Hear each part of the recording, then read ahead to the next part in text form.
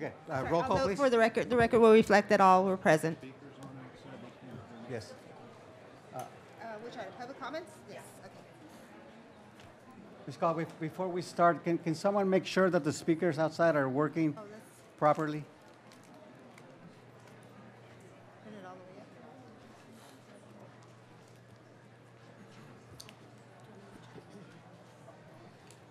They should be on now. It should be on? They're all the way. City attorney go out there and then test it for a minute. Okay, so let's go ahead and do roll call again for me, please. You want to do roll? Please. Mayor Silva, Present? Mayor Pro Tem Jackson, Here. Councilmember Sanders, Here. Councilmember Cardenas, Present. and Councilmember Vegas Walker. Here. Thank you. I'm going to ask Ms. Sanders to please lead us in the Pledge of Allegiance. And then for the invocation, we have a very special guest that will give us the invocation. Then we'll hear from Dr. Elvira King later, but she'll do the invocation for us. Ready, begin.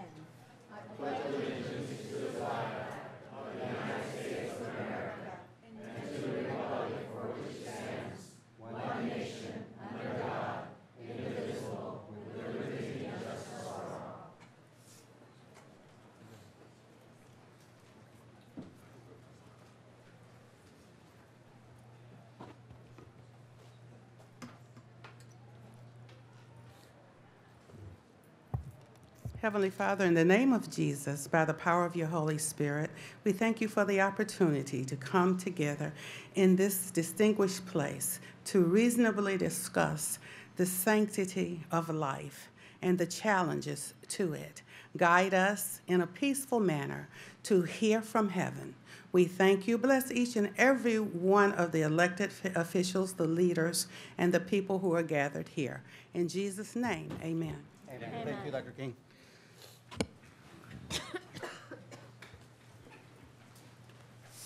Okay, now we'll hear from our city attorney, and she's got a couple of closed sessions items to report on. Thank you, Mr. Mayor. And this will be the report for the 10 o'clock special meeting. On a motion by Councilmember Vegas Walker, second by Councilmember Sanders, the City Council met in closed session at 10:08 a.m. All council members were present, with Councilmember Cardenas arriving at 11:05 a.m. A report was given to council on the anticipated litigation item for information only with no action to report. Representatives from UC San Diego Health System, Patty Masant, Chief Strategy Officer, Oscar Medina, Consultant, and Clay Tresca, Senior Administrative Analyst, and representatives from El Centro Regional Medical Center, Tomas Virgen, CEO, and Alex Wells, CFO, participated in the report. The closed session concluded at 11:43 a.m. And then for the 11:30 regular meeting, on a motion by Councilmember Vegas Walker, second by Councilmember Sanders, the City Council met in closed session at 11:47 a.m. All council members were present. A report was given to council on the first of the two anticipated litigation items. Direction was given to staff with no final action to report. Fire Chief Ken Herbert participated in the report. A report was given to the council on the second of the two anticipated litigation items. On a motion by Councilmember Vegas Walker, second by Councilmember Jackson, direction was given to staff. Motion carried 5-0, and the final action to report is that council has waived the attorney-client privilege related to a legal opinion issued by outside counsel. Outside counsel Gregory Mosier and Greta Proctor participated in the report. Closed session concluded at 1:14 p.m., and that concludes my report, Mr. Mayor. Thank you, Ms. Becker. We have a couple of presentations that I'd like to make on behalf of the City Council. One is the month of May is Veterans Appreciation Month, and for that purpose, I'm happy to present a proclamation for veterans on this very special month. And to receive the proclamation, we have Kathy Vizcarra with the Veterans Office from EDD. So let me read that first, Kathy, and then come over here and we'll present it to you. Whereas the city of El Centro appreciates the millions of American men and women who have served in the armed forces to protect and preserve their country and the freedoms enjoyed by all Americans. And whereas in war, international conflict, and peacekeeping missions, men and women have been wounded, taken as prisoners, and died in the line of duty. And whereas veterans possess a wide variety of valuable qualities, including experience, maturity, leadership, and loyalty. And whereas during Veterans Appreciation Month, state and local agencies ensure that veterans receive the recognition and support they deserve, and increase employer awareness about the benefits of hiring veterans. And whereas the community is forever grateful for the sacrifices made by our service members and their families, both during the time of service and when they return home. Now, therefore, I, Efrain Silva, Mayor of the City of El Centro, State of California, do hereby proclaim the month of May 2015 as Veterans Appreciation Month in the City of El Centro. So, Kathy, thank you very much.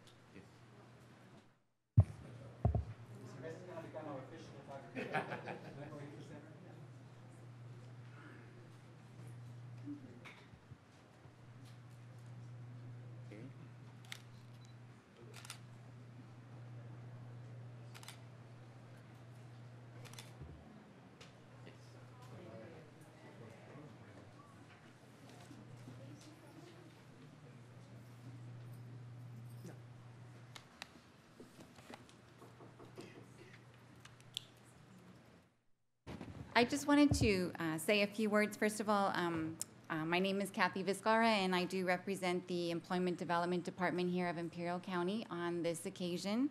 I am the program manager for the Veteran Services program, and I would like to truly extend my appreciation for the City of El Centro and the council here for supporting veterans' employment each and every day, and especially for this month to recognize it on this level, how important it is to hire and to promote career development for the veterans of Imperial County.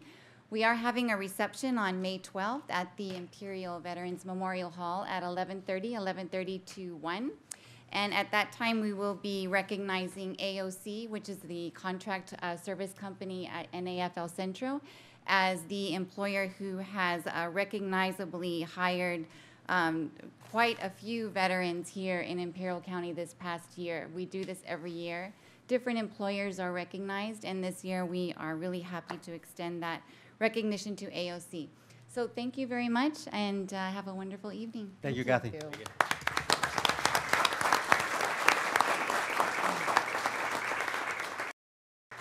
Our next item on the agenda, I'm going to have the privilege of introducing to the council three outstanding young people from El Centro Southwest High School, particularly, that recently received an award from C-SPAN from a video documentary that they presented as part of a competition that C-SPAN has across the nation, where students compete and they're asked to put together short documentaries on issues of local and national importance. And I'm very proud to call Mrs. Morel, the principal at Southwest High School, who will then introduce the students to us. Ms. Morel?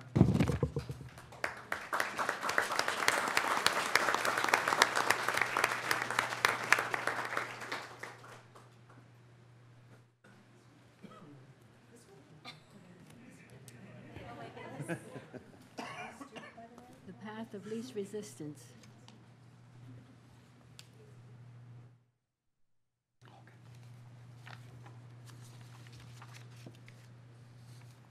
Thank you for inviting us. We're honored to be here today. The students before you represent what quality students you have here in El Centro we have, and I'm privileged to be the principal of Southwest School. Heidi Rodriguez is with me. She is the teacher who, in the AP class, challenged her students to think outside the box, to create a response to C-SPAN's call for competition videos on a variety of issues. This involves using C-SPAN footage and doing research and interviewing a multitude of individuals locally who impacted their topic choice. I'll let them talk about that in a moment. And everybody has been cooperative, but it's a celebration of what they've accomplished. Heidi, do you want to tell them about the competition numbers and their placement? Hello, everyone. Good evening. Thank you very much, Mayor Silva and City Council, for inviting us to come up here today. It's a big deal. And as Mayor Silva, when he was at C-SPAN's award ceremony at our school, I believe heard Kathy Jacobs from Warner Governmental Relations talk about this is the first time anyone from the Imperial County has ever won, even placing honorable mention. So she was actually going to San Diego to Bishop High School, which we know from our boys soccer defeat is a pretty high-end high school, and she was going over there to award an honorable mention certificate. We came in third place. There were over 2,240 entries, and the C-SPAN, the group at C-SPAN watched every single one. And of course, you can imagine it was very hard to make a decision. The students, I was going to say children, but they're not children. The students who are here with me are the three who won third place nationally and had the opportunity to bring national and perhaps even international attention to the Salton Sea. We had three other groups who talked about the Salton Sea and IID, and a lot of our groups touched on, the students in my classes touched on a variety of issues, immigration. They talked about pro-life, pro-choice. They addressed an issue. They had to present both sides and be able to let the audience make a determination. And so that was, and as Mrs. Morales said, they had to introduce the topic using C-SPAN footage. And so, in the process, they learned video editing. They learned about going out to interview people. In some cases, we had people coming into our classroom. We had a variety of elected officials, a variety of people at different levels of government coming in to talk to the students. Antoine, who used to work with Imperial Valley Press, actually came in and worked with this group, guided them on agricultural issues, issues about the Salton Sea. So, this doesn't happen in isolation. It's about a community coming together and providing opportunities. And my hope as a teacher is that these youngsters, plus the other ones, because they have their videos, that they have something tangible that when they apply for jobs, when they are submitting their college applications, they have something that they can add to their portfolio. Because we're living in 2015 and the world is very different from when I was in high school. Nowadays, knowledge is a commodity. We can just Google anything. It's about what they can do. And these guys did something fantastic, so thank you. So before we hear from the students, I'd like to play the video. It's about a 6-minute video. Okay. For the benefit of the council and the benefit of the audience. Great. And then I'll introduce them. Okay. Thank you.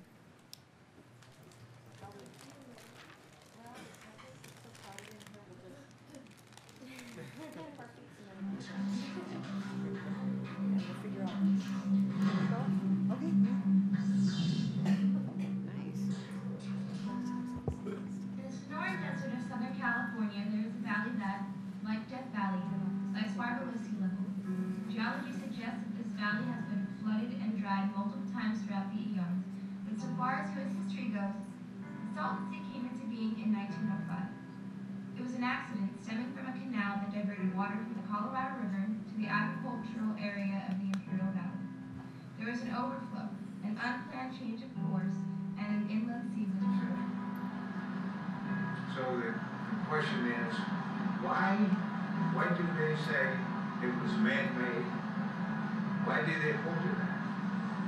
Because they know from a legal standpoint that benefits their argument that it was man-made. And so if it's man-made, there is no time to put water into it, and there is no obligation. So they like to hold to that term, but you have to keep in mind that that is a form of gamesmanship down the road, whenever we get into some heavy discussion about Georgia. Salt Lake, and by 1920, it was a major tourist destination. The primary purpose, however, was in full swing. Pumps sent water out to the Imperial Valley for irrigation. But when you look at the liability and the cost of the city, it's tied to the water side. It's tied to the QSM.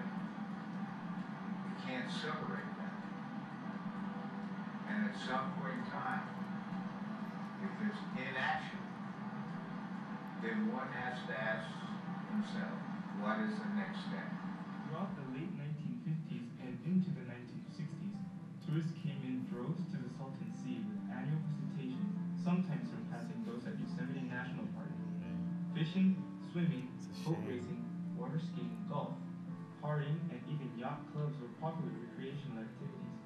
Real estate developers took notice and schemed to cash in on would-be investors. The area's most ambitious commercial real estate development was Salton City, a planned resort community along the sea's western shore. Begun in the mid-1950s, Salton City was marked as the West's greatest playground and aggressively promoted as an investor's dream. As with any lake without an outlet, the Salton Sea became salty. The irrigation played a large role, with fresh water pumped up out of the lake, run over the fields where it dissolved salts out of the soil, and then the excess water just flowed downhill, back to the lake to be used again. And the salts weren't the worst part of it.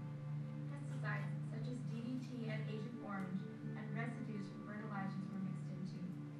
The river that flows through Mexicali, Mexico, known as the New River, is heavily polluted and also empties into the Salton Sea.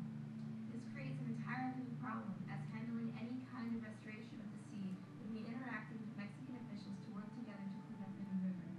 The white shores of the beach are not even sand, but shells, barnacles, and the millions of bones of deceased fish. You know, I would say there's two hazards.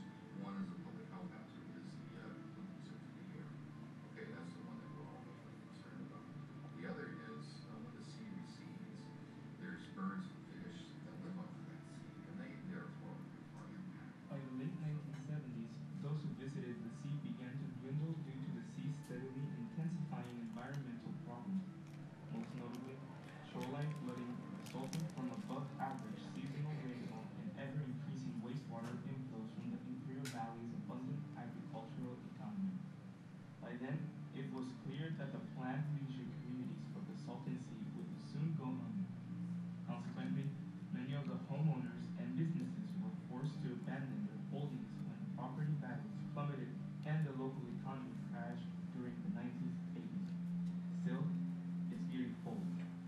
Presently, there are a number of ambitious plans to try to save the Salton Sea, but major actions have yet to be taken. Birds still flock there, unaware of the dangerous chemicals of the water. Most people avoid it. It's become so polluted that it's a danger to eat anything that comes from it, and it's a wildlife preserve. And it's only 100. The state has made some promises about restoration of the Salton Sea. The federal government hasn't made those specific promises. They have contributed a lot of money. I think the last I heard, over the last 15 to 20 years, probably about $50 million of studies that went into the Salton Sea.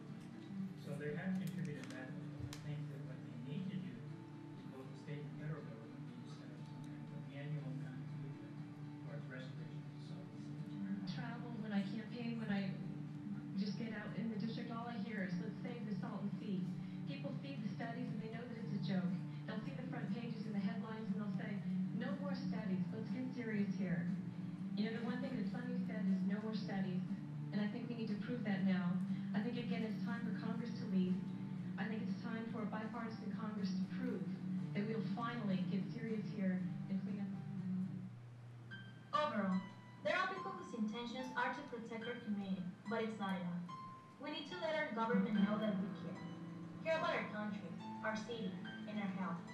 We are aware of the cost that requires the Salton Sea's restoration, but we are also aware of the cost that we are paying by our government's inactivity. We're supposed to be here, and I quote, to tell a story that demonstrates how a policy, law, or action by either the executive, legislative, or judicial branch has affected us or our community. But let me tell you something. What is affecting us is your lack of action on protecting a small community and giving preference to the big city. During 1998, Congress passed a bill establishing the Stony Point Salton Seas Restoration Project, but without him to drive the effort, was all talk and little action. It never got beyond the study stage. So what are you waiting for? Do you really need someone to die to do something? The time is now, and it's running out.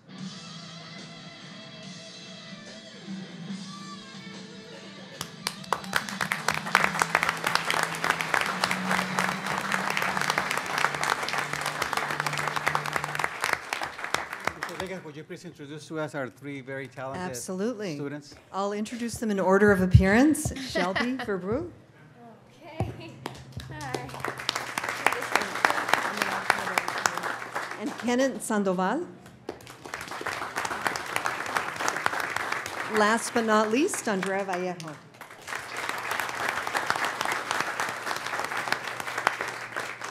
So tell us about your experiences. How did you come up with the idea? Just what's happened since? You're getting a lot of attention, very well-deserved attention. Yeah. Well, in the beginning, it was very difficult to choose a topic because immigration plays a large role here, that whole issue, and half of us were leaning towards that, half of the class doing the projects. You know, it wasn't just us doing the videos. And we felt that so many people were leaning towards that idea that we needed to pick something more specific, because immigration doesn't just affect us here on this border, but, you know, Arizona too, any border. So we chose the Salton Sea because it's so close. And, you know, driving anywhere that we want to vacation to, you pass it. And, you know, it looks beautiful sometimes when the sun is setting, but the smell hits you and it's awful. And if we let this continue, it could turn into something worse than the Dust Bowl. Absolutely. Thank you very much, Shelby. Kenneth, tell us about your experiences and making this documentary. This is one of the first documentaries that we've had free will. Basically, we weren't given any sort of specific guidelines or any specific procedures that we needed to do. It was our project, and independently we did whatever we wanted with it. Ms. Rodriguez, which was supervising the steps that we took, she basically told us, tell a story. So what we wanted to do with this documentary was not just give facts, give history. We wanted to be able to connect with the people, so it made an effect. It just wasn't an informational paper. It was something that everyone could understand, and understand why we need to do something about this problem. Awesome. Thank you very much. Yeah. Good evening. Well, my experience was, honestly, it was hard. Like, once you have all the information, like how you're gonna put it together, how you're gonna present it, and how you want the people to feel about it. And it was really hard because I haven't done anything like this before. So I feel really good with everything we have accomplished. And personally, my goal with this was let people know about the issue, and it's happening. Yeah, thank you very much. Excellent. And I spoke to Andrea, and I want to say that she's a fellow Cachanilla from Mexicali, and as eloquent as she is today, as eloquent as she was in the video, she's only been in this country for 4 years. So it's admirable what you're doing, Andrea. So congratulations. Congratulations to all of you for what you did and bringing recognition to a very important issue for us, and recognition to Imperial Valley. I would be remiss not to recognize the trustee from Central High School District, Mr. Walker, who is responsible for this as well. And questions or comments from the council, please? You know, again, I just want to congratulate you. And Ms. Rodriguez, I'm just really amazed at all the work that you do. If it's not a mock election or some sort of other recognition or awareness event in terms of politics, we're just really fortunate to have you part of our school district, and a big recognition goes to you and your efforts and your leadership at Southwest. Thank you and congratulations. Ms. Walker? I tell people over and over again that our students can compete with the best of the best, and this is another example of that, and all of you are to be congratulated. Thank you. Thank you. Mr. Jackson? Yeah, congratulations. I think, you know, we've seen lately, especially lately, we've had mock trial team that came in second in the state. We've got your students here that came in third in a very competitive field. I think we're showing that Imperial Valley and specifically El Centro is on the map, and that we have not only students with the ability, but we have teachers that will take the time and the outside-the-box thinking as far as bringing forth these kind of projects. And I commend all three of you as students, Ms. Rodriguez, and certainly your principal for giving you the latitude for these type of after-school projects and even, you know, during the AP projects. So thank you very much. Thank you. Ms. Sanders? Yeah, thank you, Mr. Mayor. I just want to applaud the students, but I also want to extend that to their parents. Your parents had to provide you a lot of underpinnings to give you the encouragement in order to accomplish the task that you accomplish. Yes, your teacher is vital and very important. Your principal is vital and very important. But I think the parents also deserve a round of applause for for the things that you've been able to accomplish. Believe it or not, I can remember when we used to fish in the Salton Sea and catch wonderful cobina, which was delicious to eat. But looking at these pictures, I don't think I want to go there anymore. Thank you, Council. Thank you very much for being with us today.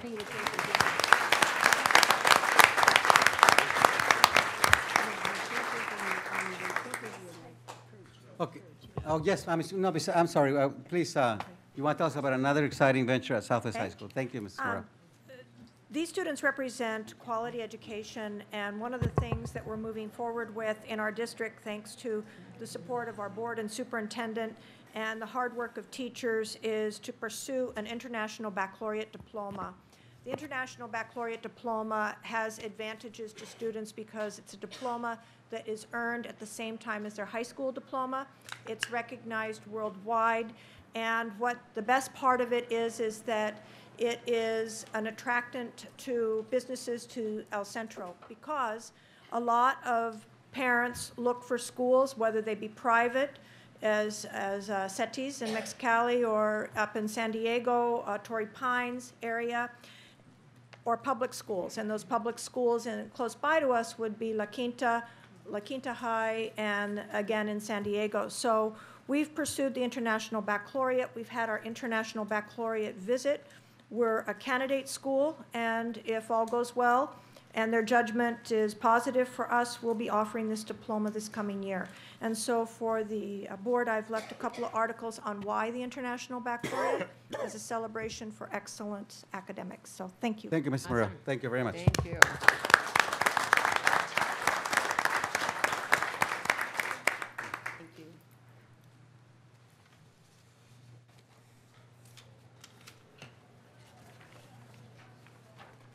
Okay, we're going to move on to scheduled public comments. Our first presentation is by Les Smith, El Centro Chamber of Commerce.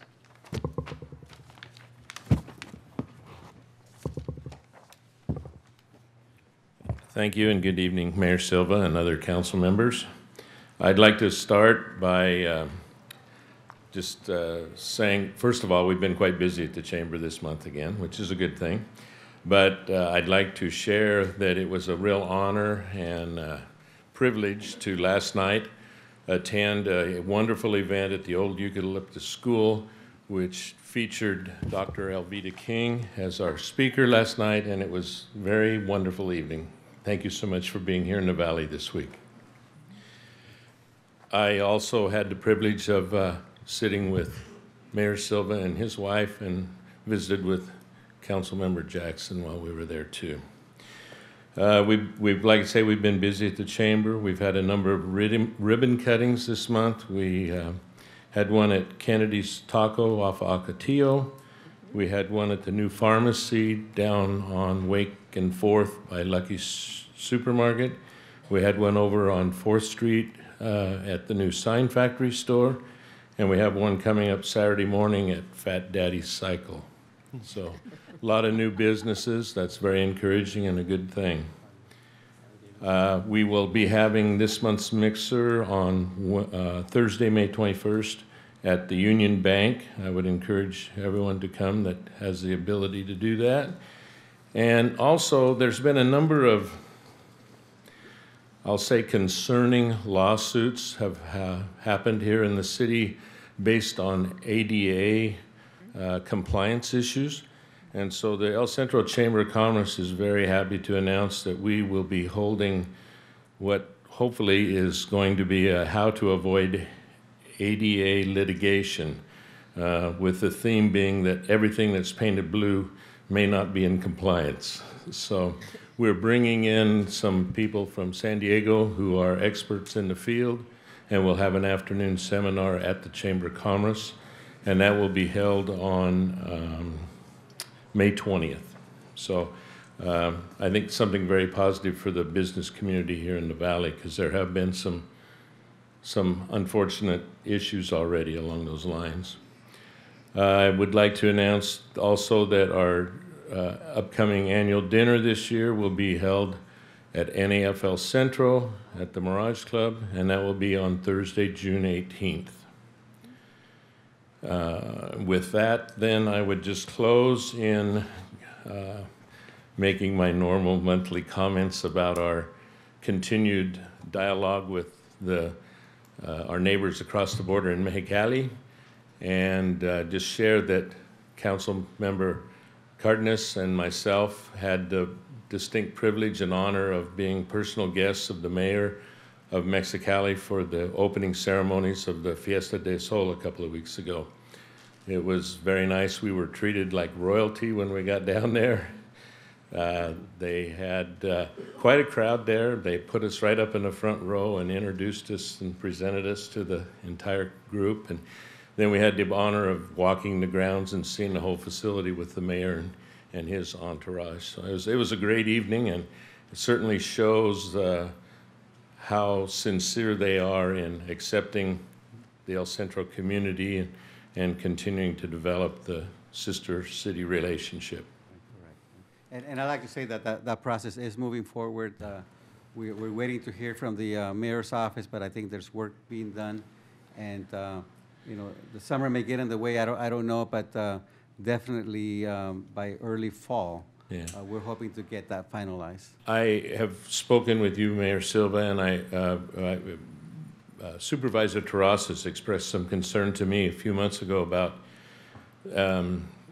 as the leadership moves on, which is going to happen here in the next couple of months at the Chamber, that the momentum of this project does not go away. And so I have asked our board to appoint me chairman of either a task force or a new committee at the Chamber for the next 3 or 4 years. And so I can continue working on this and keep the momentum going. And the board was very gracious and unanimous in wanting to carry on with that. So. Wonderful. That's really good news. Questions from the council? Okay. Yeah. That's just one question. Regarding your ADA education, is that going to be open to just chamber members, or is it going to be open? It's open to chamber members as well as non-members. Yeah, it's open to the public, anybody in the valley. Good. And you're publicizing that how? Well, we're publicizing that. We're going to try and put it. We're doing a press release with Ivy Press. KXO Radio is working with us, and it'll be through our normal email, sunrays, and e-blasts through all the different valley-wide chambers. Maybe you could work with the city as maybe we could publicize that with social media, with our Facebook. And I also have been told that there's quite the concern of litigation regarding ADA, and I think it'd be something that many of our businesses are very interested in. Yeah, there's been a number. I honestly don't know how many, but there's been a number of businesses that have been hit pretty hard with this. And we need to do everything we can to help the community overcome this, get certified so they know what they're up against. Good. Thank you. Thank you. Thank you, Les. Okay. Thank you very much. Thank you. Our next scheduled public comment, we have the distinct honor of having in the audience Dr. Alveda King, who spoke yesterday and is now going to speak to us on behalf of the Imperial Valley Coalition for Life. I know Mr. Nunn is going to introduce her to us and also make some comments. Thank you. Thank you, Mayor and esteemed council. Appreciate the time that you've given us once again. It's with great honor and privilege that I have to introduce to you tonight Dr. Alveda King. She is the guardian of the King family legacy, Dr. Alveda King is a minister of the gospel of Jesus Christ, a grateful mother and grandmother, and recently released her latest book, King Rules, 10 Truths for You, Your Family, and Our Nation to Prosper. She's a former college professor, mentor, stage and screen actress, and Georgia state legislator, as well as presidential appointee. Please hold your applause until the end, as she has a brief video that she'd like to show you before she comes up to address the council.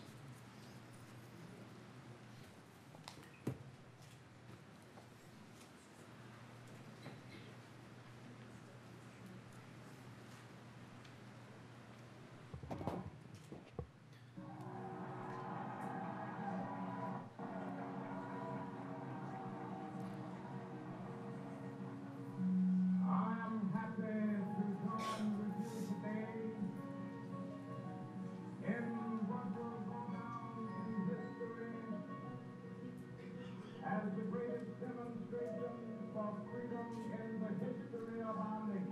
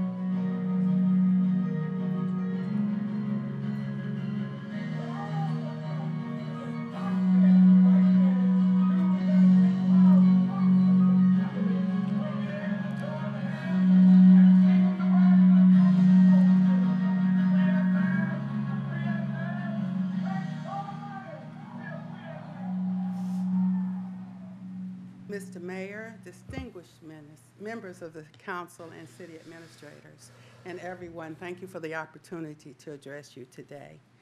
I do have some written remarks, and they're brief because your time is very precious and very short. There are many Macedonian calls lately asking me and my team to come over and pray about current events and pressing concerns. Most recently, we are stopping here in El Centro to address a strange dichotomy. There is a disconnect in the community that must be addressed in prayer. Many people know that Planned Parenthood is after money, offering abortion and harmful byproducts, and in that process, they target the most vulnerable, American women and families, Latinos and African Americans. Now they are after the women of Mexicali and their babies because they are easy prey to their lives that they offer safe, legal, and rare abortions. Women don't need death care. We need help. Pregnancy care centers, adoption, and agape love are available here in El Centro. Families just need to know where to look. I know this from a personal perspective because in 1950, my mother conceived me in an unexpected pregnancy. She wanted a D&C. And so my grandfather, Dr. Martin Luther King Sr., said to her, "Nina, you can't abort that baby. She's a little girl. I saw her in a dream 3 years ago. She has bright skin and bright red hair, and she's going to bless many people." Now, my mother listened to my father and my grandfather because Granddaddy said, "We will help you with this baby." Mama and Daddy, during their marriage, birthed 5 of us. The little red-headed baby grew up to stand before you today. Now, I had 2 secret abortions during my lifetime. They hurt me very much. They damaged my body, my soul, and my spirit, and 2 of my babies are aborted and gone. I wanted to have another abortion in the mid-70s, and I told Daddy King, my grandfather, that I was going to abort yet another baby. He said, "They're lying to you. That's not a lump of flesh. That's my great-grandchild." In 1966, Planned Parenthood offered my uncle, Dr. Martin Luther King Jr., the Maggie Award. The founder of Planned Parenthood, Margaret Sanger, once said, "Colored people are like weeds and they need to be exterminated." We don't want that word to get out, so let's cultivate some of their leaders. In their efforts, they offered Dr. Martin Luther King Jr. the Maggie Award. Dr. King did not attend the ceremony. Dr. King did not write the speech. Dr. King did not write the thank you letter that was written by his secretary. His wife, Mrs. Coretta Scott King, who during her lifetime supported a woman's right to abort a child, like Mrs. Barbara Bush and Mrs. Laura Bush, went and delivered that speech. And yet, Martin Luther King Jr. said the Negro cannot win if he's willing to sacrifice the futures of his children for immediate personal comfort and safety. He said, don't be like the Romans who committed infanticide. He said, human life is sacred, very different from the speech that was written by someone else and delivered by his wife. Here in El Centro, there's a new sports pavilion and a proposed Planned Parenthood facility. The MLK Sports Pavilion offers help for the youth of the community while the Planned Parenthood facility offers death. That's the difference. The pavilion is open. Now it's time to pray that Planned Parenthood doesn't move in with his well-planned killing machine. Please don't allow the leaders in El Centro, or anyone for that matter, whether it's ISIS, race riots in Ferguson and Baltimore, or anywhere, don't let anyone use the name and legacy of Uncle M.L. King to promote death. He was a man of God. I can't help but look with joy with you at the students who stood here who won that award.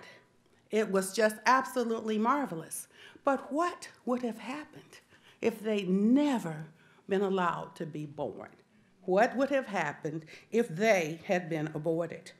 Please, El Centro, don't open a gym on one side and a killing mill on the other. That's not civil rights. That is a civil wrong. True civil rights begin at conception in the womb and should end with natural death.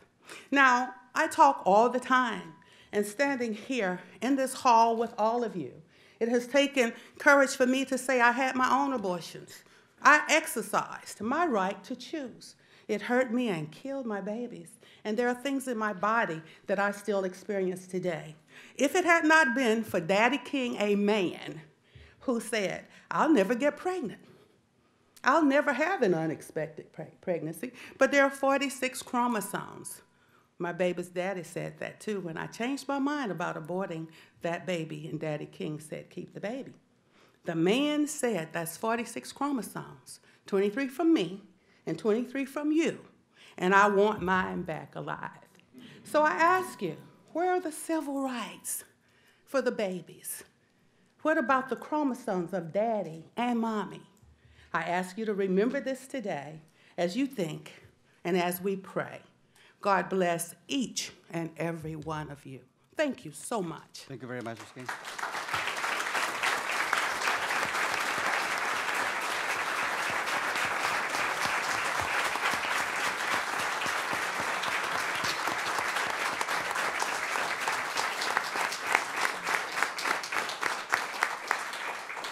Mr. Mayor, today truly is a monumental day in the history of our city and of its hospital. And the Imperial Valley Coalition for Life, we are excited to welcome UCSD into our community. It is with our sincerest hope that we desire that UCSD would consider the conscience of this community as they weigh the impact of the now signed transfer agreement between ECRMC and Planned Parenthood. Over the past few months, this community has seen an outpouring of people, thousands of people, turn out to rally against Planned Parenthood's abortive services and practices within our county lines. Many have called for protests and even boycotts in hopes that the city would act to preserve life. Word quickly spread that Pioneers Memorial Hospital of Brawley recently chose to ignore signing the same agreement with Planned Parenthood, which caused many in the pro-life community to pledge their business to Pioneers out of Brawley. I am certain that should UCSD follow the example of Pioneers Memorial Hospital out of Brawley, that much of that business would return to El Centro. it wouldn't seem like the best business decision to come into a community that is 70% pro-life and allow an agreement that violently violates the moral conscience of the community they desire to be accepted and integrated into. The Imperial Valley Coalition for Life loves this community, we really do. And we are as committed as ever to ensuring that the young women of our community are not preyed upon by the evil of abortion. We have stood before you numerous times and outlined time and again the medical and the emotional and the spiritual consequences of abortive services in hopes that you can find some way, any way, to take action with us to preserve the life of babies and the future of the young women of our valley. We are still very optimistic that this council will do its best to find a way to partner with the Imperial Valley Coalition for Life to save lives. During the course of the city's search for legal options and opinions, it has become evident that time is of the essence. And so we believe that action must be swift, and so I wanted to share with you just briefly a few of the actions that the Imperial Valley Coalition for Life has prepared and we are undertaking as we speak to protect the young women that we love so dearly. Outside tonight, we're celebrating what we've called the biggest baby shower on earth. And if you take a moment, just there you can hear them. There's a pile of diapers and wipes and car seats and strollers and baby clothing piled up in the middle that we're going to load up into a trailer just in a little while. But it's our way as a coalition of saying, we are here to help you, young women, if you should choose to keep your child. You are not alone, young women. This moment may seem dark and you may seem confused, but we want to share with you joy and peace, and we're proving it tonight by saying we are going to fill this truck with diapers and wipes and bottles and clothing to bless these young women who find themselves in the difficult situation of having an unplanned pregnancy without much support. The pro-life community wants to be that support, and that is why we have come here tonight in full force to showcase the ministries that are currently engaging our culture with the message of life. Outside, we also have a ministry fair set up that are highlighting different pro-life ministries or organizations. And so I wanted to share with you briefly who's out there. Maybe during a break, you can go walk around and see some of these ministries and what the community has to offer. But outside, Real Hope Center and Birth Choice, they both have tables. These two organizations are local crisis pregnancy centers that are on the front lines against the battle of abortion. They are places where young women can go to find pregnancy tests for free, to find encouragement and prayer in the midst of fear, and someone who can combat the loneliness and the confusion that these young women might be feeling. These ministries provide diapers and wipes and car seats and strollers and clothing to those in need, and that's why we have called this baby shower, so that we can give these items to these local crisis pregnancy centers so that these young women can be blessed. These amazing ministries are completely volunteer-based, supported by volunteers, and are solely supported through charitable giving of this community. The Real Hope Center and Birth Choice really are proof that we love our community. Additionally, Ameris Ministries is represented outside. Ameris Ministries is a local faith-based adoption and foster care facilitation ministry. Ameris is currently working with the Imperial County to enter into a memorandum of understanding that would allow for them to reach out to and minister to abused and neglected children. Ameris is committed to education, and next weekend we'll be hosting Helping Kids from Hard Places, which is a conference that is aimed at equipping families to handle children with behavioral issues that often occur from the result of neglect or abuse. Ameris Ministries is proof that we love our community. Outside, Woven Ministries is also represented. It stands for Women of Virtue Empowerment Network. Woven is a local faith-based ministry that focuses on equipping women to live successfully as Christians in post-abusive or addictive lifestyles. The directors of Woven are well respected in the community and are often called upon to share in conferences and women's gatherings all across the valley. Woven has a boutique that helps to clothe young women and their children, and additionally offers post-abortive care and weekend courses focusing on healing the hurt that abortion causes to young women. Woven is proof that we love our community. Parent Life, which is an outreach of Youth for Christ here locally, is also represented outside. Parent Life focuses on mentorship and discipleship of teen parents. Currently, there are 17 teens enrolled in this program. I believe that there are 5 couples, 6 young women, and there's 1 young man that goes by himself to learn how to become a better father. And each of these children have mentors assigned to them to teach them how to become godly parents. It's an amazing ministry that is here right under our noses. And in a community that is often scorned for having high teen pregnancy rates, which that cannot be argued, we're here to say that there are good people waiting in the wings when that happens to help minister and love these young people. Parent Life is proof that we love and care for our community. We also have a table outside for CASA. CASA is an organization of volunteer advocates who stand up for abused or neglected children in hopes of finding them safe and permanent homes where they can grow and flourish. The faith-based community actively recruits for more advocates to be the voice for the children of the valley who may be too young to speak for themselves. CASA is proof that we love our community. Finally, I'd like to mention briefly a ministry that we are actively engaging in trying to fundraise for and to get launched here locally, and it's called Stanton Healthcare. The Imperial Valley Coalition for Life is discussing how we can fundraise so that we can offer to the Imperial Valley women free health care, not low-cost health care, but free health care in the form of a mobile clinic. And if you can just take a moment to look at this slideshow, this video. We're going to show a video. Is that you? Who's that? Okay.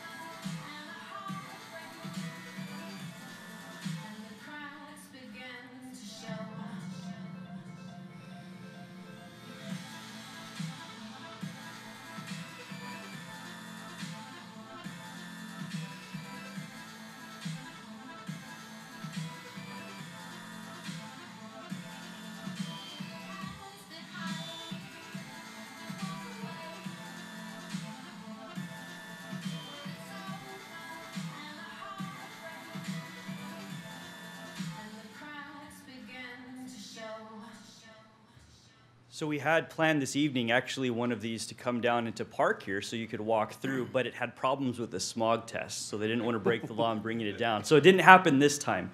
But in the near future, we'd like to take you through one of these so you can see what it's like. And we're actively fundraising, and there are multiple groups here. So there may even be more than one of these that end up having a presence here in the Valley so that we can minister to young women.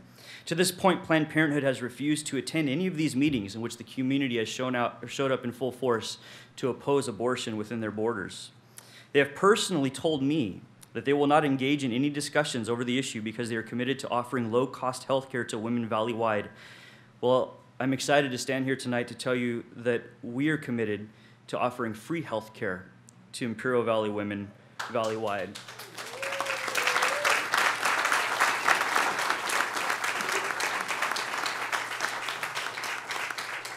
We are not concerned with profits, but only for the physical, emotional, and spiritual well-being of these young women. Stanton Healthcare is proof that we love our community and want to do what we can to provide free health care to young women without burdening the city or taxpayers. Also, I wanted to point out that we are in the process even now of identifying a piece of property very near where Planned Parenthood should open its doors in the near future if this council should choose not to act, so that we can have a presence very close by so that these young women can have an abortion alternative present so that we can protect these young women. We feel it's very important that somebody takes a stand. Please know that the only impulse that the Imperial Valley Coalition for Life has is love. Sometimes love is gentle, and sometimes it must be tough.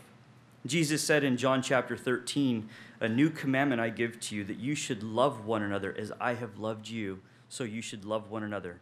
By this, all will know that you are my disciples, if you'll love one another." The Imperial Valley Coalition for Life is committed to loving this community. tonight is not about protest. Tonight is about rallying the pro-life community together to celebrate hope and life and love. And we hope that you can find a way for the city to partner with us in protecting life. We hope that you'll search tirelessly for an avenue to defend young women against the scourge of abortion. And most of all, we hope that this city will join us in loving our community through the many different ministries that are represented just outside these doors. May the Lord guide you by his Holy Spirit and grant unto you all the courage and boldness and wisdom that you need to take appropriate action tonight. In Jesus' name.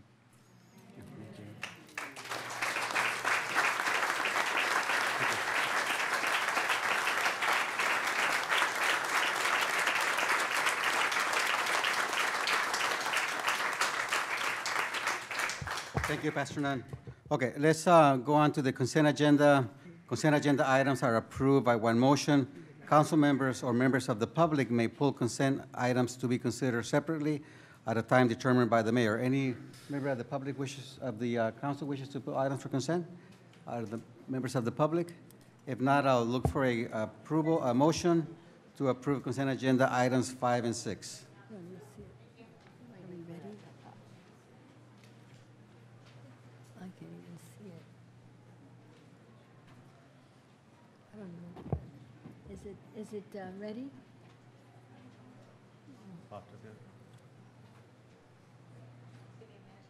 Are we ready?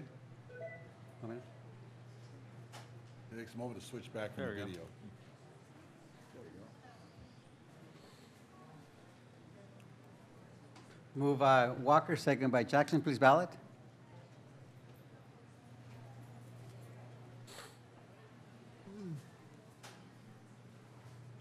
Consent agenda is approved 5-0.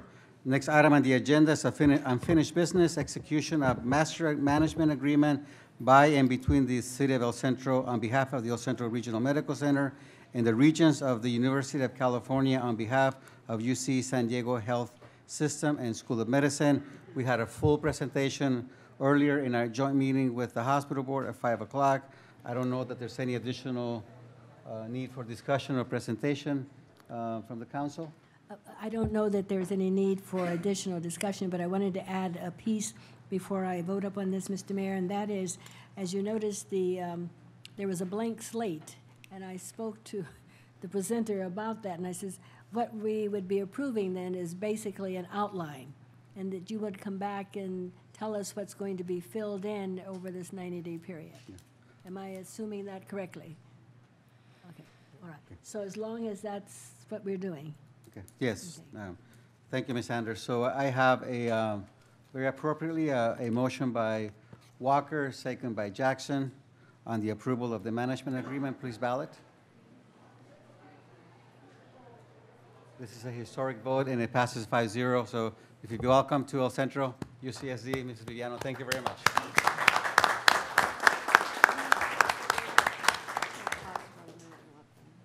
Exit. Okay, thank you. All right, Thank safe you. travels back to San Diego. Thank you so much. Thank you. Thank you. Thank you.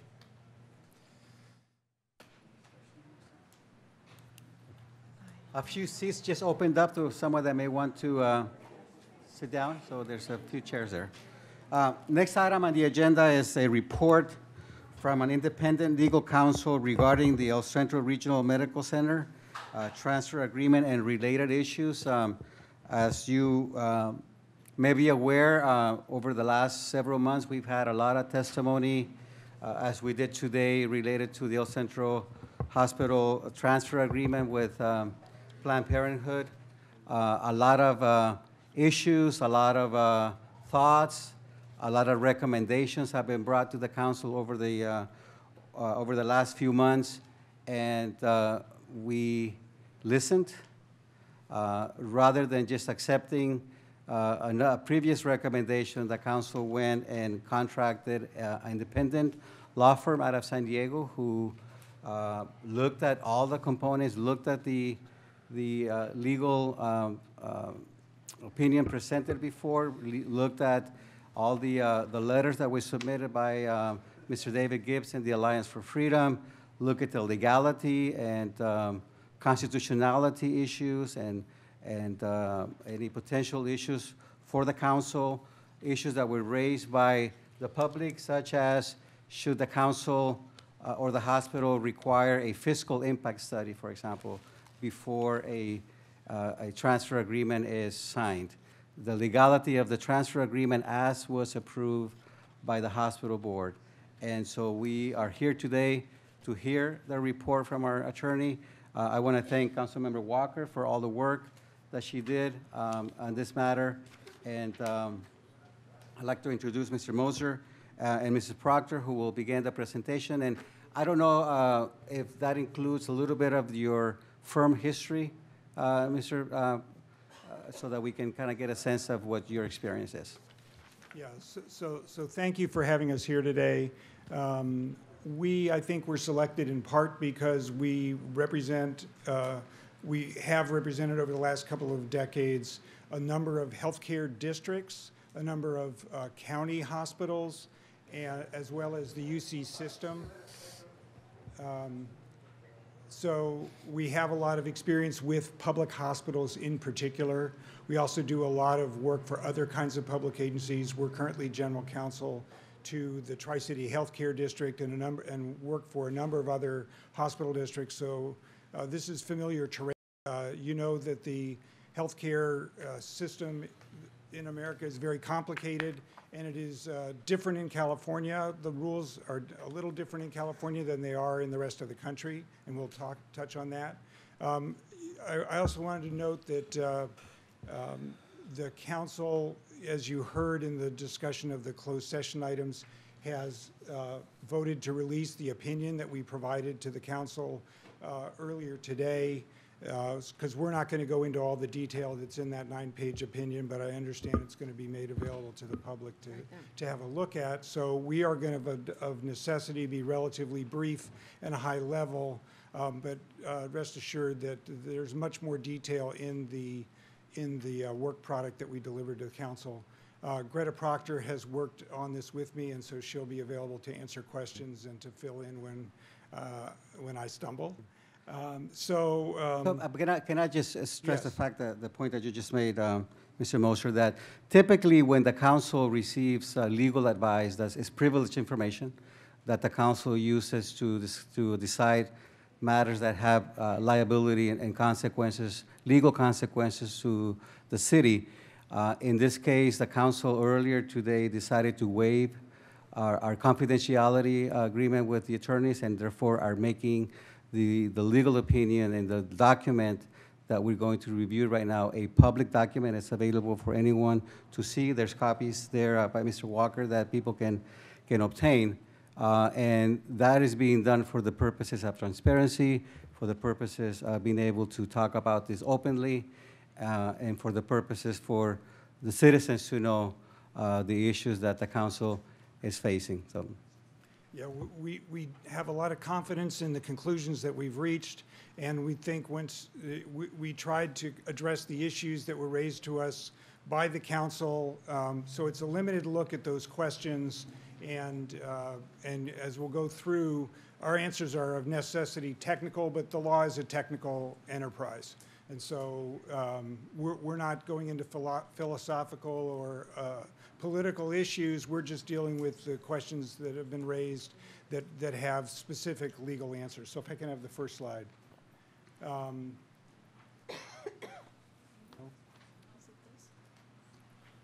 we have it? We do. So we're going to cover really 3 main topics, which we were asked questions about, and there are sub-questions that were asked, and we'll touch on how we got to some of the answers as we go through. The first question, the first issue that we're going to deal with is the fact that you've got a unique situation here. You've got a municipal hospital. There's really only one live municipal hospital in the state. There are 58 counties that used to have, each of them have a hospital, and there are some 50 or 60 healthcare districts in the state, and they are different, and your structure is unique, and we'll talk about why that makes a difference. The second topic we'll cover is the grounds for termination of a transfer agreement. We understand that a transfer agreement for the Planned Parenthood clinic was approved by management of the hospital some time ago and is currently in place. And third, we're going to address the risk of personal liability and liability for the council depending on what actions you might attempt to take. So now I'll go into more detail in each one of those. So first, the council's role with the hospital. As you had a joint meeting earlier today and to talk about the UCSD enterprise and some contracting that you may or may not enter into in the future, you hope to enter into in the future.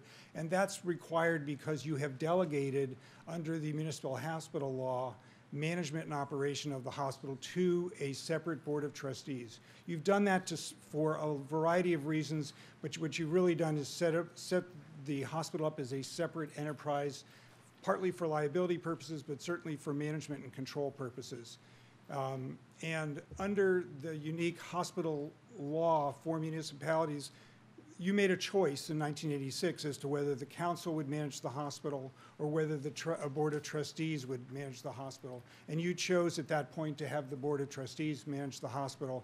And we don't see anywhere in the statute, and the statute has not been amended much as compared to the healthcare district law, amended much, and we don't see any way for the council to simply vote to change the ordinance to take the hospital back. We think that's inconsistent with the statute. And we have looked over the years, in our work for the hospital at this question before. So we're pretty confident that you can't sort of go back to 1986 and head down a different path. That's just not in the statute. And so when that delegation of authority happened, it is not easily reversed. So let me just clarify that point to make sure that we understand and also that the public understands. There's been a perception, including from myself and members of the council and the public, that because the council granted management jurisdiction to a hospital board, that the city could always take that back if desired. And so what you're telling us based on law, that is not a viable option that the council would have. Correct. There is no mechanism in the statute, and maybe it's an omission in the statute and you ought to go to the legislature and do something about it, but as the statute now reads, it's a one-way kind of non-reversible decision. There may be other things that you can do, but reversing that decision is not one of them. And I would add that not only is it an omission, but under the statutes there are two routes. You can be a city council managed hospital or you can be a board managed hospital, and you've gone down the route of board managed. There is a provision in the other route for city council managed that says that that route is only available if a hospital has not elected another route, which you've already done. So it's more than just an omission. So once done, it's not reversible. Correct. Right. And part of our analysis is that there are a specific list of things which the council can do in the statute, even after having delegated to a board of trustees operation and management of the hospital. And one of those is what you're doing with UCSD. But day-to-day routine operations is not one of those. And then to go the step further, what has the hospital board of trustees done? They have, under their bylaws and under their purchase authorization policy, they have chosen to delegate, as they should, under the licensing rules, they have chosen to delegate routine day-to-day matters to the management of the hospital. And so we looked at the bylaws, we looked at the purchase authorization policy, and it's very clear that management of the hospital has full authority to enter into transfer agreements, which are basically non-dollar based agreements. There's no amount of money that goes directly along with those agreements.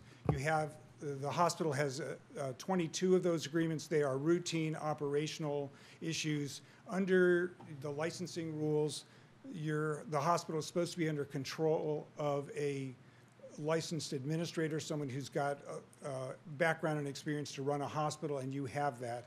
And so these transfer agreements are ordinary, routine matter of course for hospitals. And so not only does this council not have a current ability to reach in and undo a routine operational matter, but the Board of Trustees doesn't have that authority currently either, because they delegate that responsibility to the to administration, and that's what's happened in this case. Mr. Mayor, can I ask a question? Just in regards to the statute and the ordinance relationship, and this is where I'm struggling a little bit, and I'm open to just some additional feedback. But the ordinance is actually created by the municipality. The ordinance is created by the city. So if we were to come down the road and say, okay, you know what, we're going to go ahead and take over the hospital, how does the state statute trump the ordinance if the ordinance was created by the city? I don't know if that makes sense. Yeah, it does make sense. So there is a doctrine called preemption, which we haven't gone into great detail in the memorandum, but basically there's a pecking order in government.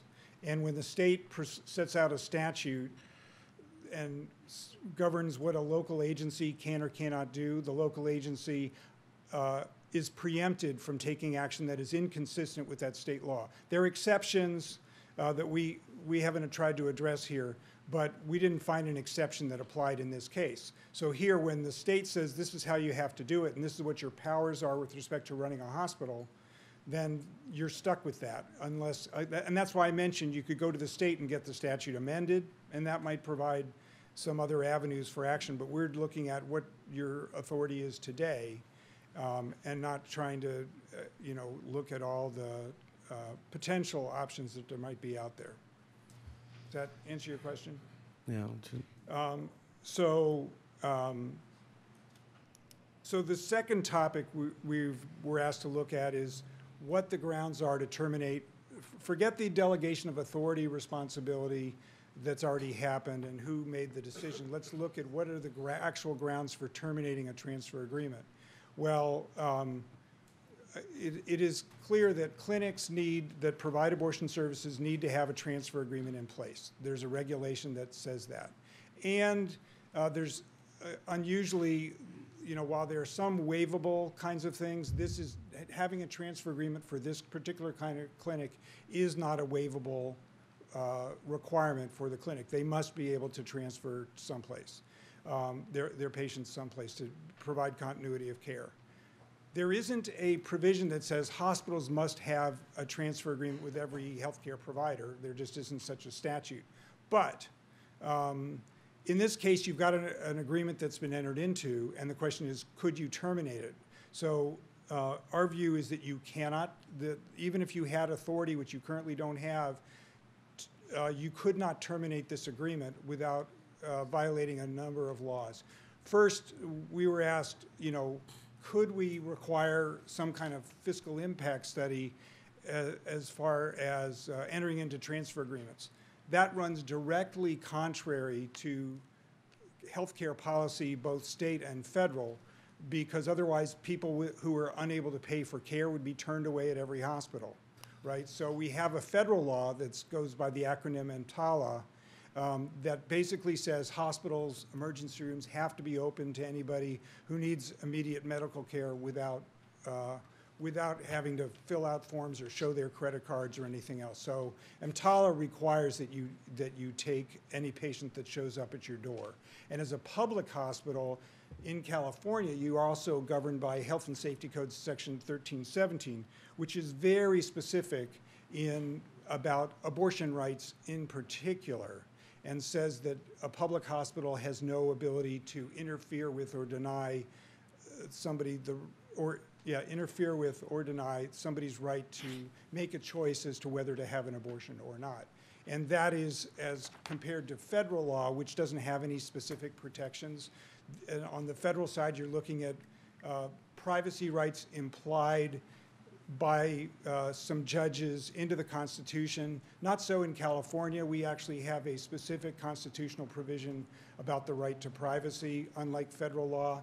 We've also got specific statutes that specifically address the right to abortion. I'll just read a little bit of one of them, which is the California Reproductive Privacy Act, which says the state, and you are the state if you are a district hospital or a public hospital, as the municipal hospital is here, the state shall not deny or interfere with a woman's fundamental right to choose to bear a child or choose to obtain an abortion, exceptionally permitted. And the exceptions don't apply very broadly at all. So there is a statutory obligation that is really specific under California law. In other states, you might have more latitude, but in California, if you are a public hospital, your doors have to be open to providing abortions. So just to add to that, one of the questions we were asked were, what are the circumstances in which a hospital can reject a transfer agreement? And the laws are very clear on that, and those are the laws that are up here on the slide. EMTALA, Medicare, the Medi-Cal regulations, and also the Health and Safety Code are very clear that the only time a hospital, any hospital, can reject a transfer agreement is if the hospital is unqualified or doesn't have the capacity to provide the types of services or care needed. So fiscal considerations aside, certainly there are non-discrimination provisions in each of those statutes as well. Yeah, so the question is, can you provide the care? And there's no question for this hospital that this is a service that not only can be provided, but must be provided. Mr. Mayor, can I have a follow-up question to that? Yeah. Just in regards to faith-based hospitals, and I think it's within the scope of what we asked in terms of the context of questions. So if a faith-based hospital would choose not to enter into a transfer agreement, what are is that even an option for a faith-based hospital not to choose to sign a transfer agreement? There are faith-based hospitals, and I have experience with, I mentioned at the outset that we had worked with district hospitals and county hospitals as some of the kinds of public hospitals that we worked with in the past. And some of those, you know that there are very few county hospitals left in the state. The counties have all gotten out of the business. And one of the ways that they have attempted to do that is by leasing the hospital or selling the hospital to outside institutions, typically nonprofits, community-based, and in some cases faith-based. And one of the things that has been consistently true in those transactions is that unless the acquiring faith-based institution makes specific provision for the provision of abortion in that deal, it can't be approved, and the Attorney General would reject it because it violates state law. So while we didn't look at that here because we didn't have a specific scenario, I can tell you that that is a consistent, again, because you're a public hospital and because the public hospitals that are, even when they're leased out, retain that public character, that is not really a viable option. And just for clarity, I know I'm hearing public hospital, district hospital, county hospital. Are all those terms grouped together? Yes. So we're really talking about anything that is the government hospital. So think about the Fourth Amendment protection against search and seizure. That doesn't really necessarily apply to a department store. But if the city has a store, it applies to the city's store. So you are a part of the government, and so the constitutional provisions apply to you directly and with great force. And so you don't have the same flexibility that a faith-based institution would have. Mr. Mayor, if I may. I'm sorry, Mr. Mosier, one question, and I think there's been some talk about our neighbors to the north, Pioneers Healthcare District, and there's been statements from the public stating that they have said that they would reject signing or entering into a transfer agreement. According or listening to you and Mrs. Proctor, basically what you're telling me is that if Planned Parenthood went to Pioneers Memorial Healthcare District tomorrow and asked for a transfer agreement, by law they would have to enter into that transfer agreement? We haven't been asked that specific question within our scope, but they would have no more ability as a public hospital, as a government hospital, to say no to a transfer agreement than you would. Your situation is you've already got one in place, so the question put to us was, could you set the agreement aside, or could the agreement be set aside, which is a little bit different situation, because if you remember, I told you that there is no regulation mandating that hospitals enter into transfer agreements, but I think they would be highly vulnerable to a charge of discrimination based on the state statutes that we have, the state constitution, as well as the federal substantive due process requirements of the Constitution. So and also EMTALA. So that provision we talked about under EMTALA, which says you can only reject a transfer for certain reasons, applies to any hospital that participates in Medicare. So that would apply to that hospital as well. And let me just talk about one more consequence of this is, so these rules that we've been talking about are part of, compliance with these rules are part of the condition, what are called the conditions of participation for both Medicare and Medi-Cal, which are your primary sources of funding. I haven't looked at the financials of the hospital, Yeah. but I would assume that both Medicare and Medi-Cal are the primary sources of funds for the hospital. Compliance with state law, compliance with federal law is a condition of participation in those programs. So to violate those conditions of participation means that you don't get funding for the work that you could do. So you could still have a hospital, but you wouldn't get any money from Medicare or Medi-Cal. And so it would have a pretty direct impact if you are not complying with those conditions of participation. Thank you. So we've even looked at the scenario, because we did give this some considerable thought. We looked at the situation where you might try to end all transfer agreements and say, well, we're just not going to have any transfer agreements. And again, this is assuming that somehow you got the authority to affect these agreements. And the problem with that is that the effect would be discriminatory, because since only this particular kind of clinic is required by law to have transfer agreements, then we think, particularly in the environment and given the history here, that would be very risky for you to do that. We don't think that you would, in the end, be able to deny all transfer agreements, including the one that's required for clinics that provide reproductive health services, are required for them to operate. So we don't think even that kind of far-fetched option of ending all of your transfer agreements would get you anywhere. And not only would it potentially still be discriminatory, it would also potentially violate those same provisions of EMTALA, which I keep going back to, that say that the only thing a hospital can consider in accepting transfers is whether that level of care can be provided. Mr. Moser, I have a question. Earlier, we talked about, the preemption, is that what Yes. you said? Okay, between what we have as a city ordinance and state law. Right.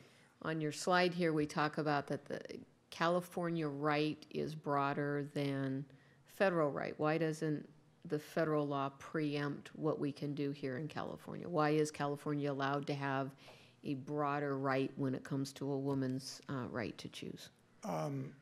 Generally speaking, if you want to be more protective of First Amendment rights, of Fourth Amendment rights, of personal liberties, privacy rights of any description, we have, much more stringent patient privacy laws in California than the federal patient privacy laws of HIPAA.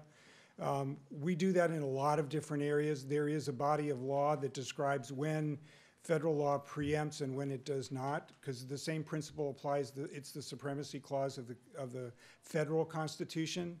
So there are a lot of examples, and in the reproductive health area, there is simply no case law that says that the federal standard, which sets in my view, a minimum standard for what kind of protections you get of privacy rights, supersedes the California constitutional provisions that can be broader and deeper in the way that the California voters have decided. So it's just the same kind of principle. It's not called preemption, it's called the supremacy clause. Same kind of principle applies, but here California is allowed to have stricter protections, broader protections for certain kinds of rights. It can't have weaker ones. So if the California Supreme Court has decided we want to wipe out Roe v. Wade and say there are no protections, that the federal law would at that point kick in, and that would be set up as the minimum. But that's just the contours of the law. But California's actually gone the other way. California, as I read, there's a statute that goes the other way, and so in the California Constitution, there is a right to privacy. It is explicit and it applies here explicitly to abortion, and then there are statutes that say so. On the federal side, if you look in the federal Constitution, if you look at the Bill of Rights, there is no right to privacy there. In fact, when it was first invented, they said, well, it's a penumbra, it's a shadow that must emanate somewhere from the Constitution. And so it has been completely judicially created at the federal level. But at the state level, there's kind of no question there's a right to privacy that the legislature has fleshed out and made considerably broader.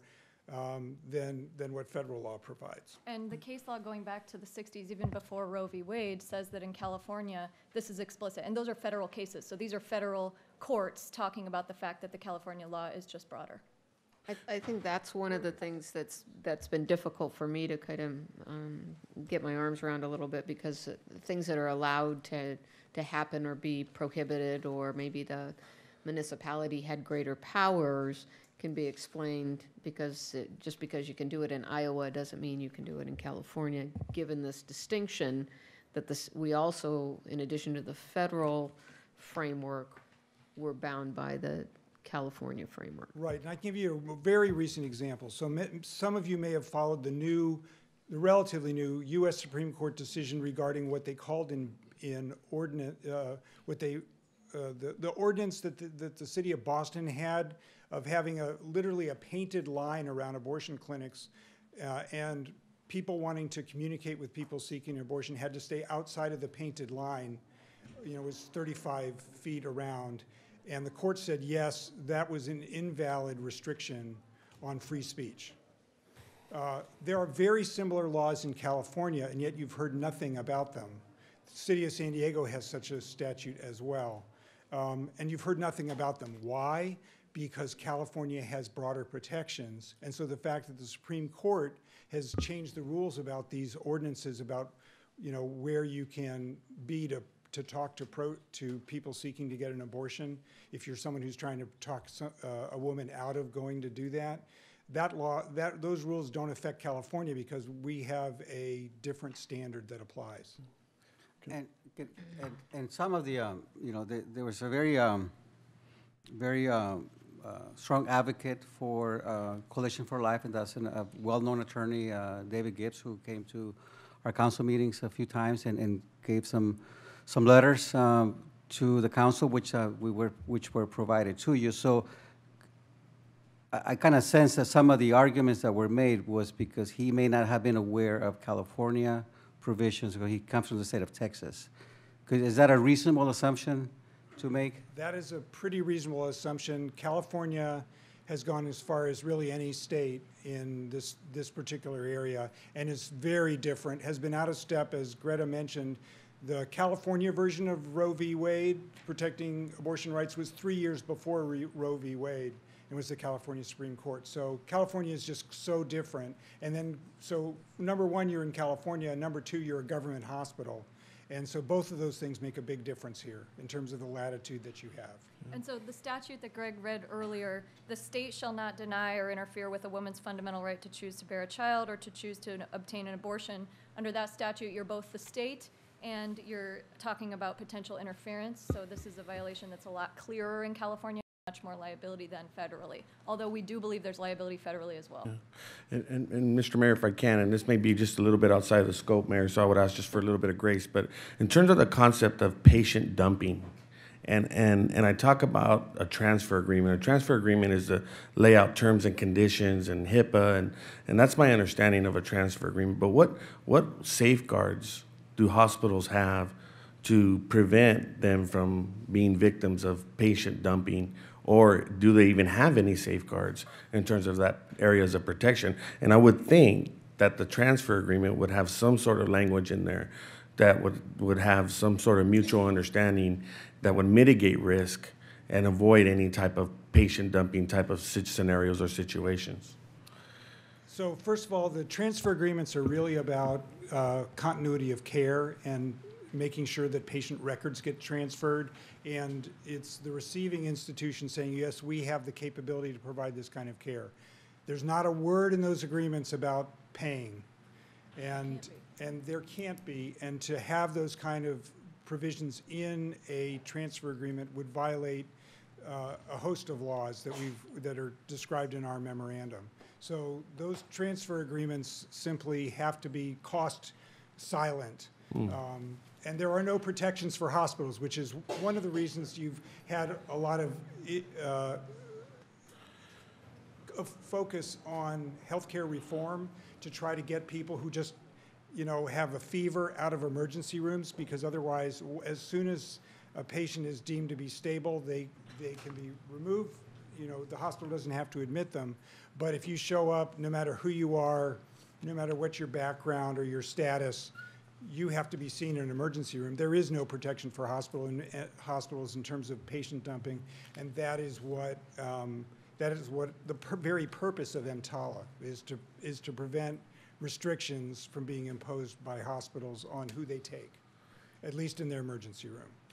Thank you. So the last topic we were asked to talk about, at least look at, and it's partly because you'd received some prior advice on this, is whether or not you could have liability, who would have liability if you ignored everything we've said and went ahead, and that other lawyers have advised you, and said, we're going to reach down, we're going to change the ordinance, we're going to command the trustees to revoke the transfer agreement, or we're going to revoke the transfer agreement, or you did something like that. So the normal rule is you make a legislative decision in your discretion, you've got immunity for that kind of activity. We have broad immunity. It goes back, to the beginning of the English legal system to make it where the king could do no wrong. There is broad immunity for public officials when you're acting within the course and scope of your official duties.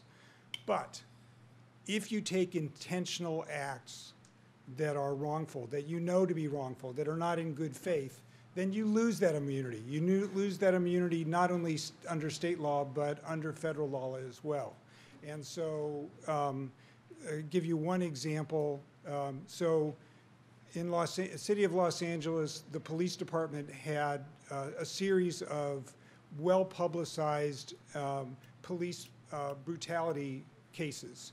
And the city council said, well, we need to protect our police officers. We got to show them that we're going to support them. And so they had a policy that they put in place that said, in these excessive use of force cases, we are going to stand behind the officers and indemnify them. The city council got sued for doing that by a family of one of the victims of an excessive force case by police officers, because that was deemed to be an open invitation to the police to violate prisoners or the public civil rights. And so the Trevino v. Gates case, which we cite in our memorandum, stands for the proposition that you can't in advance decide you're going to indemnify people for knowing wrongful acts as a government. You might be able to decide after you know the facts what the circumstances were in that particular case to provide some indemnity, but you can't do it before the acts have taken place. And that's just a matter of public policy. So in our view, to take an action in this environment to terminate the transfer agreement, first of all, you don't have the legal authority to do that. Second of all, you would have the consequence of potentially losing your ability to recover from Medicare and Medi-Cal. And third, I think it's something at this point that would potentially expose you to some liability, both on behalf of the city and potentially personally, which, these cases are not very common, but they do happen. So let me ask a question. So I said, all of this is based on the fact that the transfer agreement is signed, but it was signed by the hospital CEO within the authority that was given to him. But hypothetically, if the board or even the CEO himself had chosen not to sign that agreement based on pressure or beliefs or whatever that may be, what would have been the consequence of that? Same. So the memo actually addresses both that situation and the termination of the agreement, and the liabilities are the same. And there is a case out of Ohio that shows what that could actually look like. We didn't want to, spend your time and money speculating on the different avenues and or to provide a really clear roadmap for people who might want to sue you for how to do that. But the Ohio case that we cite gives you a good example, and Greta's exactly right. Even in Ohio, which doesn't have the same kinds of protections, and where you're looking more at federal law, the result would pretty much be the same. And that was a situation where a transfer agreement was refused as opposed to terminated. Thank you very much. I'm going to ask the public but I want to make sure that we understand this. If members of the public have specific questions that relate to the presentation, not personal views, if you want clarification on those, I will invite the public to, again, provide specific questions on what has been presented to us. We'll let the attorneys, We're going to take all the questions. yeah, we're going to take all the questions, not one by one, because this is not intended to be a debate. We'll take the questions one by one, and then if you don't mind, at that point in time, answering those questions. So are there members of the public that have questions specifically as it relates to the law?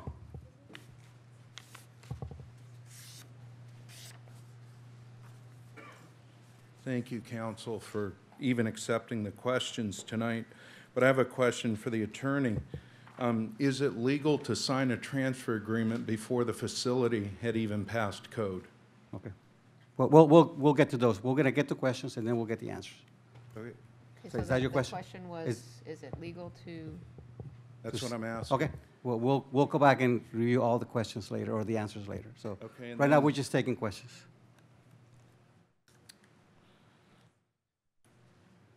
Okay. There's no page numbers on, well, page 4. 1, 2, about the third paragraph down. It says similarly, under 42 CFR 489.24, if Medicare participating hospitals that have specialized capabilities may not refuse to accept from a referring hospital within the boundaries of the United States an appropriate transfer of an individual who requires such specialized capabilities or facilities if the receiving hospital has the capacity to treat the individual. Is Planned Parenthood a hospital? Okay. Because that looks like it's pertaining to other hospitals, taking transfers from other hospitals. Okay.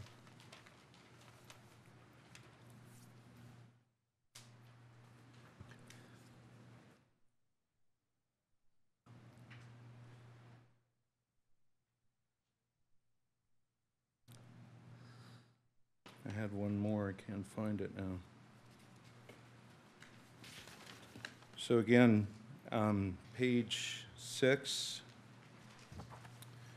bottom paragraph, there is no companion provision of California law to 22 CCR 75047 for the receiving hospital.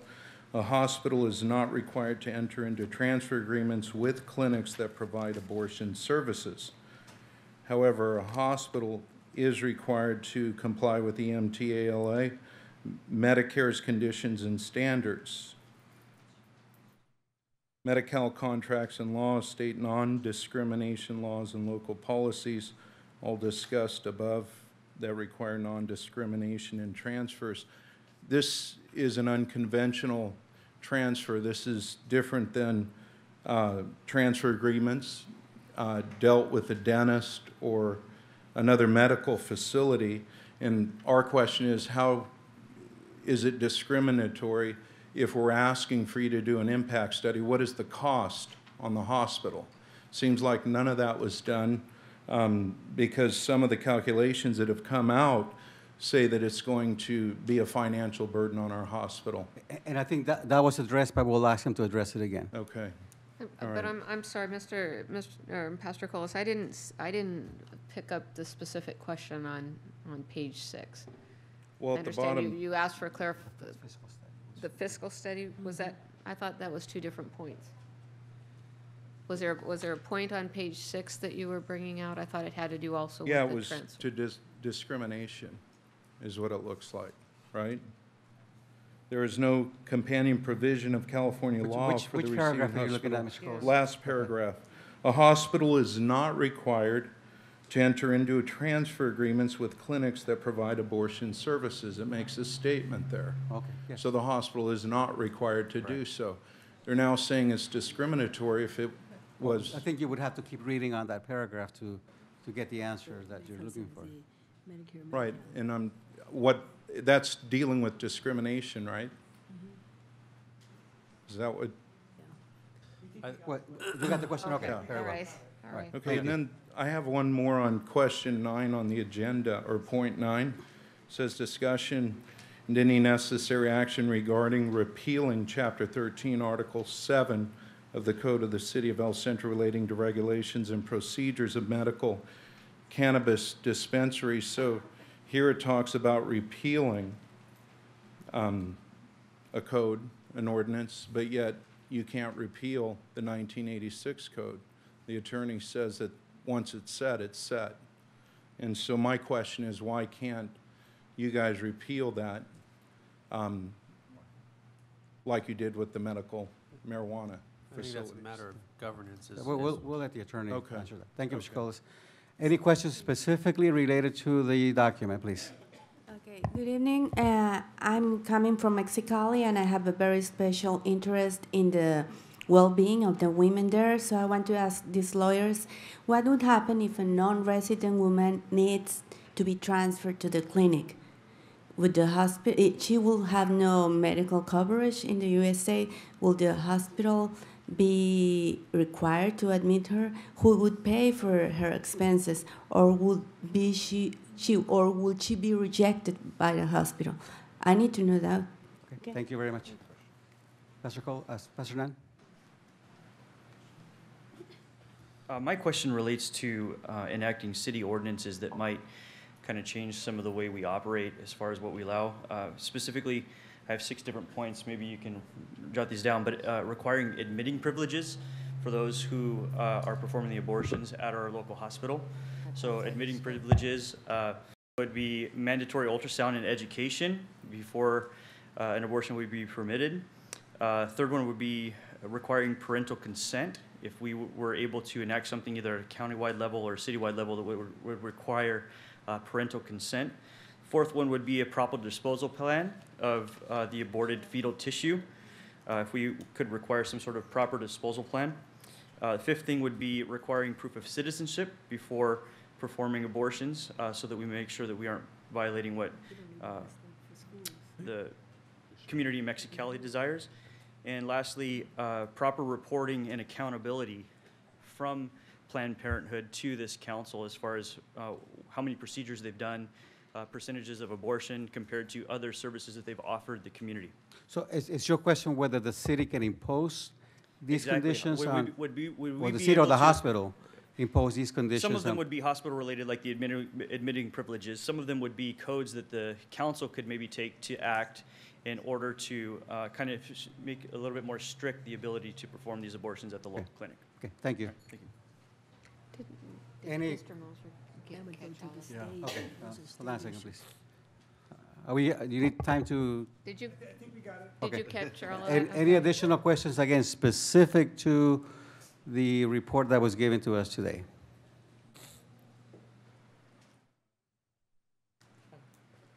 My name is Jesus Baus. I would like to specifically know what we're allowed to do and how far we can, what's our boundaries to the clinic itself. And then again, what are the rights of the parenthood of going to the high schools and getting the kids out? Do they, without the parental I think consent? that may be outside the scope of what of the city council's jurisdiction, but we'll see if you can address it.